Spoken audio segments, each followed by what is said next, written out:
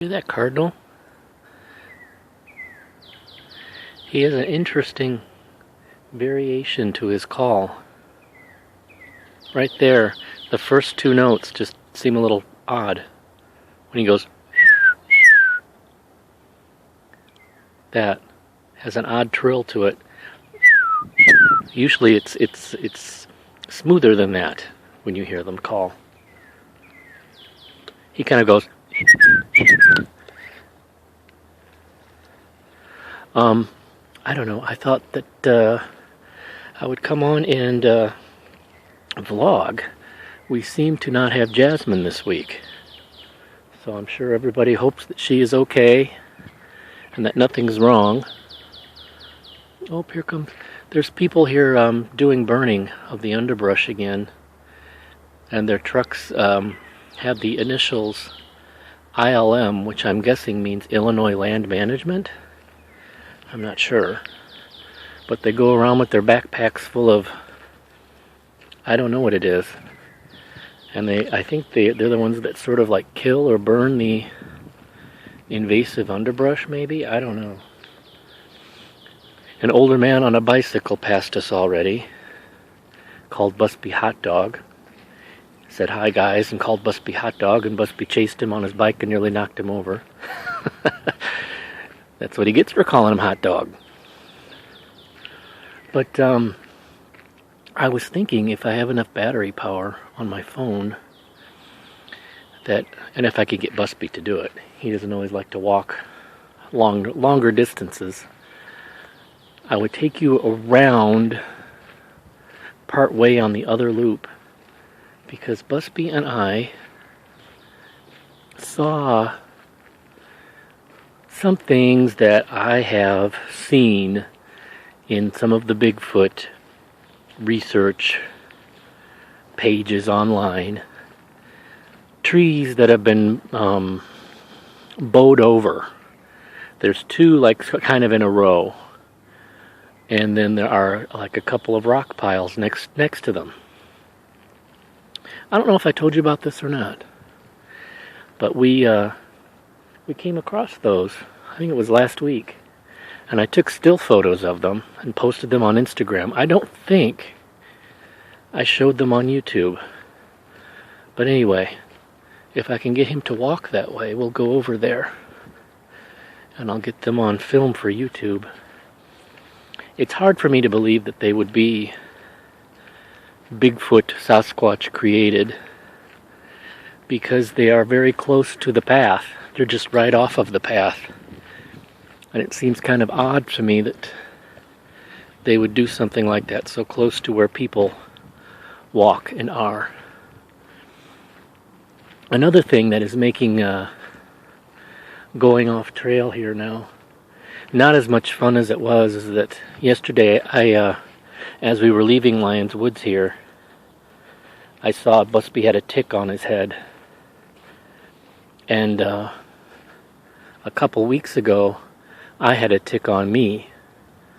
So neither one of us need Lyme disease. Also, in one of Busby's vet checkups, in his blood work, they had discovered that he had a tick-borne virus that we didn't know he had, and he obviously came through it all right. But I don't want him to get sick from tick bites, and I don't want to get Lyme disease either. That's quite a scourge these days, Lyme disease. I have a niece who suffers from it. So, us going off trail and in through tall grass and stuff, and even like under trees like this, runs the risk of getting ticks and possibly getting sick. So we might not be doing this for too much longer as the tick season begins. So I'm going to shut off my phone and turn it back on when we're over there where those bent trees and rock piles are, if they're still there, because I want to conserve my battery. So, we're walking right now towards the little creek here where it's very muddy and usually can see lots of prints. Sometimes I've seen deer over here, but I'm not seeing anything right now. That doesn't mean anything though. A deer can be right there and you don't see them until they move. They're so well camouflaged and so well suited to their environment. I take off Busby's collar now so tags don't jingle. He can be stealthy. But he'll do this. He'll stand there and he'll look. Like he can hear and smell and see things that I don't. Okay, I don't see any prints in this mud. All this mud looks smooth. Usually you can see deer prints, but I don't see much. I'm going to turn off my phone to conserve battery until we're back over by the formations. Okay. I see one deer hoof print right there. They've been through here, or one anyway. Okay, see you later over there. Not to the formations yet. We're at the bird observatory. But the other day when we were walking here, I thought about this garbage can. I listened to one of the Sasquatch Chronicles episodes. It was a very good one about this lady and someone else she was riding with, and I think her daughters or something. And I think they were coming through Tennessee, and they happened to encounter a Sasquatch along the side of the road that stopped as their van approached and sort of stood there waiting for them to drive by so it could continue crossing the road. And she said they got a good at least 30-second unobstructed view of the creature, and in one of its hands was a garbage bag. It evidently had raided a garbage can or a garbage bin somewhere and was making off with his loot. There's lots of reports of them raiding garbage cans and dumpsters, opportunistic feeders.